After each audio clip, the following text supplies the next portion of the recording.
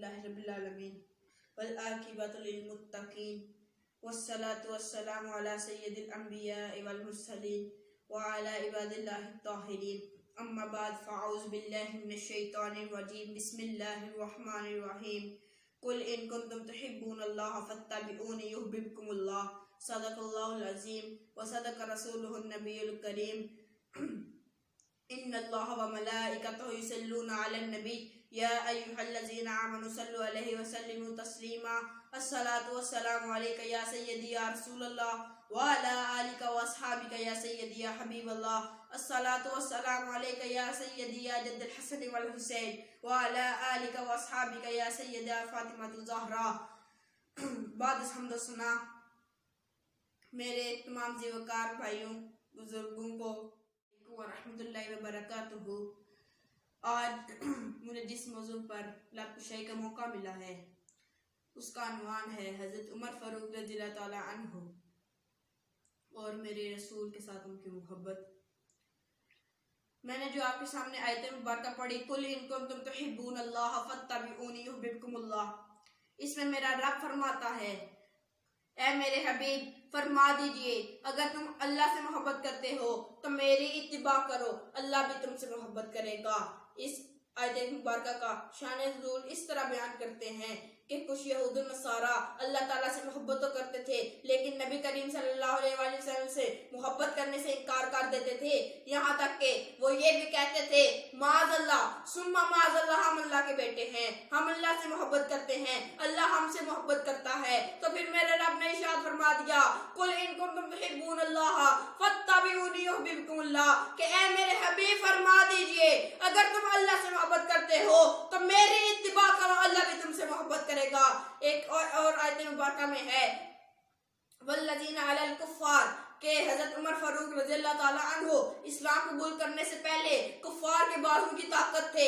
ایک دفعہ مجلس کفار لگی تھی، اس میں میرے اور آپ کے آقا کو قتل کرنے کے منصوبے بنائے جا رہے تھے، اس میں حضرت عمر بھی بیٹھے تھے۔ حضرت عمر کہتے ہیں آج اس اسلام کی روشنی کو میں بھی بجھا دوں گا، آج میں نبی کو قتل کرنے جا رہا ہوں۔ ننگی تلوار نکالتے ہیں، چلتے ہیں، راستے میں حضرت نعیم بن عبداللہ ملتے ہیں، کہتے ہیں عمر ننگی تلوار لے کے کہاں جا رہے ہو؟ کہتے ہیں میں نبی پاک کو قتل کرنے جا رہا ہوں۔ کہتے ہیں کیوں؟ کہتے ہیں کیونکہ انہوں نے ہر جگہ اسلام کی روشنی پھیلا دی ہے، میں اس روشنی کو ختم کرنے جا رہا ہوں۔ وہ کہتے ہیں حضرت نعیم بن عبداللہ کہتے ہیں پہلے اپنے گھر تو جا کے دیکھ، تیری بہن اور بہنوئی دونوں اسلام قبول کر رہے ہیں۔ حضرت عمر ادھر سے گھر کی طرف جاتے ہیں، آگے جاتے ہیں تو آپ کی بہن حضرت اسما اور ان کے بہنوئی دونوں سورۃ طٰہٰ ما انزلنا علیک القرآن لتشقیٰ کی تلاوت کر رہے ہوتے ہیں۔ حضرت عمر دستک دیتے ہیں، حضرت اسما کو پتہ چل جاتا ہے عمر آگے ہیں، وہ قرآن پاک اس بیٹھتی ہیں، ایک باری میں رکھ دیتے ہیں، حضرت جا کے دروازہ کھولتی ہیں۔ حضرت عمر فاروق کہتے ہیں کیا پڑھ رہی تھی؟ وہ میں نے کچھ سن لیا ہے پڑھتے ہوئے۔ حضرت اسما کہتی ہیں میں قرآن پاک کی تلاوت کر رہی تھی۔ وہ حضرت عمر ان کے بہت بری طرح تشدد کرتے ہیں، پھر کہتے ہیں وہ قرآن تو لا کے دکھا جس کی تو تلاوت کر رہی تھی، اس میں کیا اتنا خاص لکھا ہے؟ حضرت اسما قرآن پاک لے کے آتی ہیں، آ کے تلاوت کرتی ہیں طٰہٰ ما انزلنا علیک القرآن لتشقیٰ۔ حضرت عمر کا دل ادھر ہی نرم ہو جاتا ہے، کہتے ہیں مجھے بھی اس دو جہاں کے آقا کے پاس لے جاؤ جس کے قدموں میں دونوں جہاں گرنے کے لیے تیار ہے، قربان ہونے کے لیے تیار ہے۔ حضرت عمر فاروق نبی پاک کی بارگاہ میں حاضر ہوتے ہیں اور کہتے ہیں حضور مجھے معاف فرما دیے، میں نے آپ کے ہاتھ بیعت کرنی ہے، میں نے اسلام قبول کرنا ہے۔ اسلام قبول کیا جاتا ہے۔ پھر کہتے ہیں تین سوال کرتے ہیں، کہتے ہیں حضور کیا آپ سچے نبی نہیں؟ کیا آپ پر نازل ہونے والا قرآن سچا نہیں؟ کیا اللہ تعالیٰ کی ذات لا شریک نہیں؟ حضرت جب تین سوال کیے جاتے ہیں نبی پاک کہتے ہیں ہاں میں سچا نبی ہوں، میرے اوپر نازل ہونے والا قرآن سچا ہے، اللہ تعالیٰ کی ذات لا شریک ہے۔ تو کہتے ہیں پھر آپ چھپ کے نماز کیوں پڑھتے ہیں؟ خانہ کعبہ میں نماز کیوں نہیں ادا کی جاتی؟ آج عمر نے اسلام قبول کیا ہے، آج خانہ کعبہ میں نماز ادا ہوگی، ایک لشکر سا نکلتا ہے، آگے حضرت عمر ننگی تلوار لے کے جا رہے ہوتے ہیں اور آواز لگاتے جاتے ہیں اگر کسی بیوی نے اپنے آپ کو بے وقت رہنا ہو یا کسی بیٹے نے اپنے آپ کو یتیم کرانا ہو تو عمر کے سامنے آ جائے. آج عمر نے اسلام قبول کر لیا ہے, خانہ کعبہ میں تشریف لے کے جاتے ہیں. آگے حضرت نبی پاک کہتے ہیں, حضرت بلال حبشی کو کہتے ہیں کہ خانہ کعبہ کی چھت پر چڑھ کے آج اذان دو. حضرت بلال حبشی خانہ کعبہ کی چھت پر چڑھتے ہیں اور کہتے ہیں حضور میں مدینے میں تھا تو خانہ کعبہ شریف کی طرف منہ کر کے دیتا, مکہ میں بھی تھا تو میں خانہ کعبہ شریف کی طرف منہ کر کے دیتا.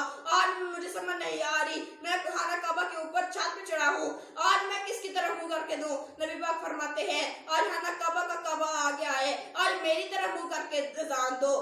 پورے مکہ شریف میں حضرت بلال حبشی کی اذان کی آواز گونجتی ہے, اللہ اکبر اللہ اکبر, اشہد ان لا الہ الا اللہ محمد رسول اللہ, اشہد ان محمد رسول اللہ. پورے مکہ شریف میں یہ آواز گونج رہی ہوتی ہے اذان کی. پہلی اثر کی نماز خانہ کعبہ میں ادا ہوتی ہے. سب کو پتہ چل جاتا ہے کہ عمر نے آج اسلام قبول کر لیا ہے. یہ ہے میرے عمر کے فضیلتیں, اسلام قبول کیا. تو جب مسلمان سب کے سامنے نماز ادا نہیں کر سکتے تھے, حضرت عمر نے اسلام قبول کیا تو پہلی نماز خانہ کعبہ میں ادا ہوئی. یہ ہے میرے عمر. آج میں گزارش کروں گا کہ ہماری حضرت, میں شعر سے اپنی تقریر کو مکمل کروں گا کہ محمد کی محبت دین حق کی شرط اول ہے. محمد کی محبت دین حق کی شرط اول ہے, گر ہو اس میں حامی تو سب کچھ نامکمل ہے. وآخر دعوانا ان الحمدللہ رب العالمین. دعا کرتا ہوں کہ میرے مرشدین کریم حضور سفیر ضیاء الامت پیر زاہد صدیق شاہ بخاری آستانہ عالیہ بوکمن شریف میں جو ہیں, جو اس وقت سرپرستی فرما رہے ہیں, اللہ ان کو صحت دے. اور جس طرح وہ اس وقت درس چلا رہے ہیں کافی زیادہ, اللہ انہیں مدد فرمائے.